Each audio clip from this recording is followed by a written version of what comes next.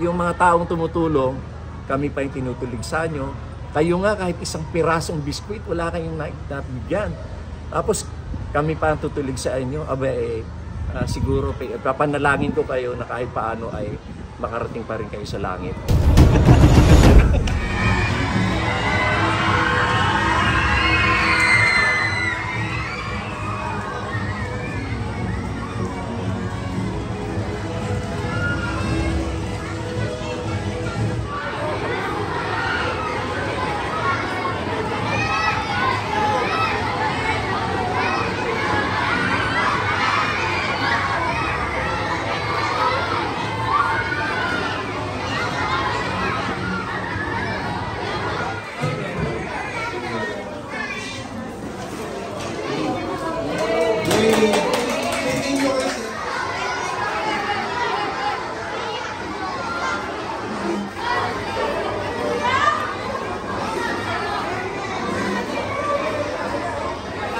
Let's welcome Secretary Lorenzo Larry Gadon. Kids, magandang umaga sa inyo lahat.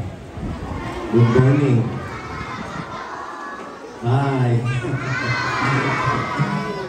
Nakakatuwa na kasama ko na naman mga bata na mga pag-asa ng bayan. Ang programang ito ay ginawa namin upang makatulong sa nutrisyon ng mga kabataan.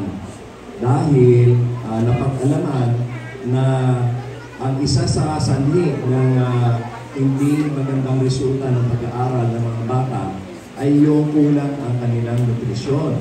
Kaya kami sa gobyerno ay nag-isip ng mga paraan kung paano makatulong. Itong ating ginagawang programa na ito ay hindi gumagamit ng pondo ng gobyerno. Walang public funds na involved dito. Ito ay initiative lamang or kagagawan ng mga advokasya ng aming opisina, ang Presidential Advisor on Poverty Alleviation, upang magsilbing inspirasyon sa ibang mga kababayan natin at sa ibang mga malalaking kumpanya na magbigay din ng tulong at kanilang gayahin itong aming ginagawa. Ang aming partner dito ay ang SM Foundation. Kaya ako ay nagpapasalamat din sa SM sa kanilang pakikipagtulungan sa aming opisina. Sila nagbibigay ng ibang mga food items dito na magiging parte ng aming programa.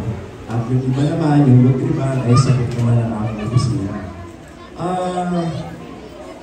Alalahanin natin, no, mga kabataan, ito ang payo ko sa inyo, pagputihin ninyo ang inyong pag-aaral sapagkat ito ang tanging paraan o pinakamahalagang paraan upang magkaroon ngayon ng magandang kinabukasan.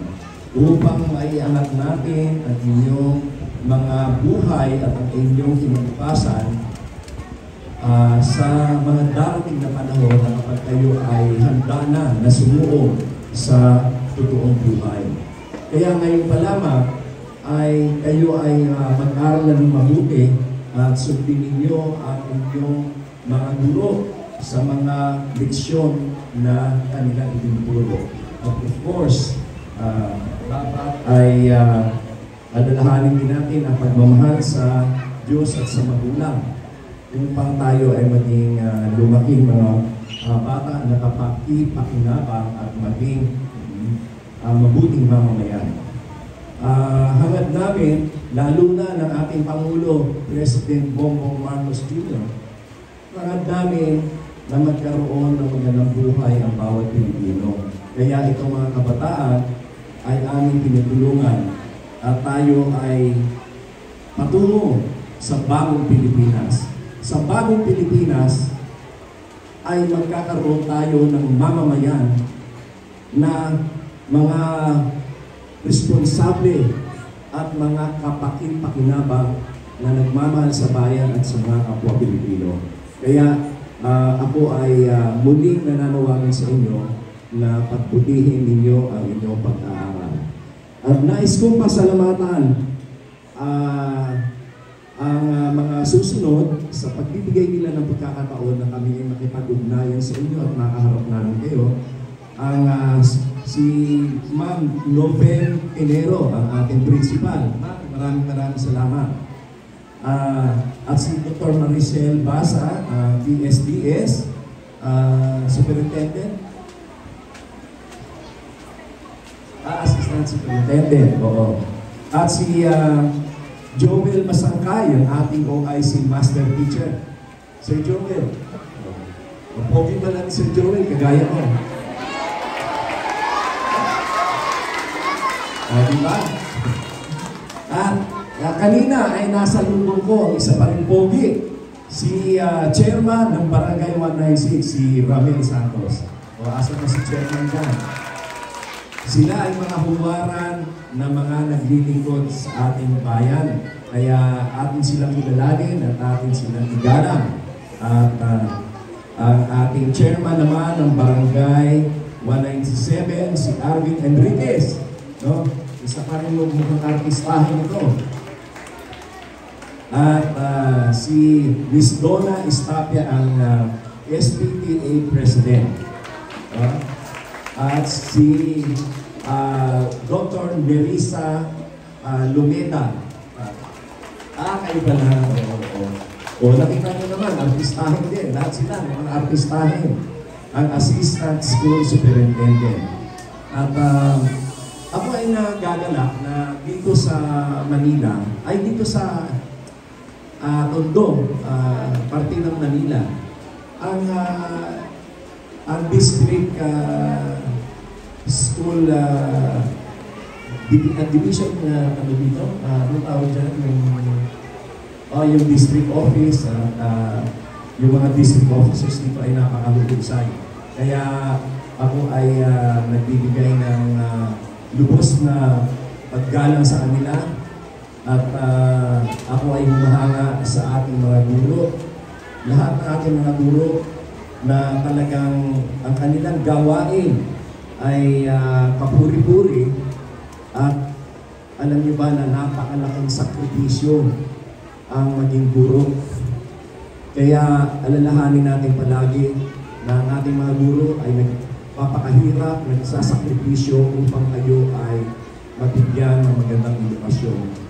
At kaya lagi natin silang igalang. Lagi natin igalang ang ating mga opisyales, barangay, lahat ng ating public official at dapat ay maging matapat tayo sa ating bansa. Muli, ako ay nagpapasalamat at kayo ay aming binabati ng magandang umaga. Magandang umaga sa inyo lahat.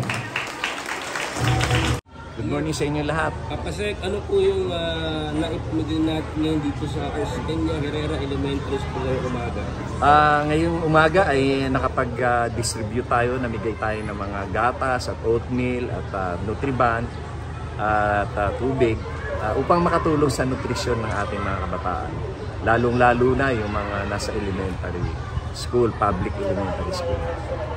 Sek, update po sa bilang ng nabibigyan ng o na nagkaroon ng benepisyo sa mga kabataan. Ay marami na.